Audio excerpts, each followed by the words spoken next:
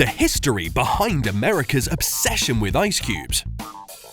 Americans love ice. They put ice in everything: iced cocktails, iced coffee, iced water. If an American waiter delivers a glass of soda without any ice, they are likely to get in trouble. Americans don't just like ice, they need ice. But Americans' obsession with ice is the exception and not the norm. If you travel overseas, you will quickly find that most places don't use ice, and if they do, they use it sparingly. Americans fill entire glasses to the rim with ice before putting soda over the top. Overseas, you are lucky to get a couple of ice cubes in a drink. But why are Americans so obsessed with ice? The answer lies in the history of the ice trade and a man named Frederick Tudor, also known as the Ice King of Boston.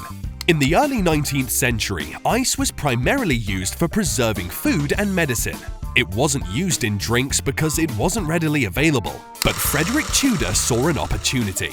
At the time, ice from ponds, lakes, and rivers was free to take by anyone if they could get it out. He began harvesting ice from New England ponds and shipping it to places where ice was less common. He became one of America's first millionaires and expanded his business to even ship ice to Cuba and India. Since Frederick Tudor's fortune was based on ice, he needed to come up with ways to expand demand. In order to obtain a new customer base, he allegedly gave away leftover ice shards to local people and encouraged them to try using the shavings to cool their drinks. In places like Havana and Calcutta, an ice-cold drink in the dead of summer was a godsend. He started giving away ice for free for drinks, hoping to get people hooked. He correctly predicted that once people started having their drinks cold, they could never go back to having them warm. The ploy worked. Frederick, the Ice King Tudor, laid the groundwork for a thriving ice trade. Tudor died in 1864, but Americans' demand for ice did not. His work made ice more available, more affordable, and more desirable than ever. Now that people could get ice, they didn't want to give it up. Ice could make people rich, and so the ice industry continued to thrive. Ice-producing ponds and lakes were bought. New tools and methods were being developed to make ice cutting faster, cheaper, and easier.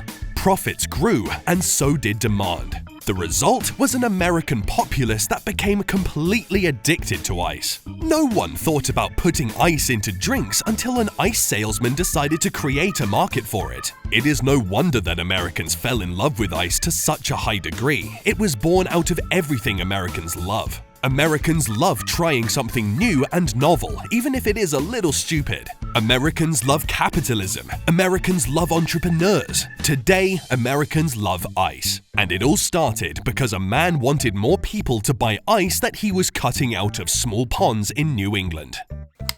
Thanks for watching. If you enjoyed this video, don't forget to like and subscribe to our channel. See you in the next one.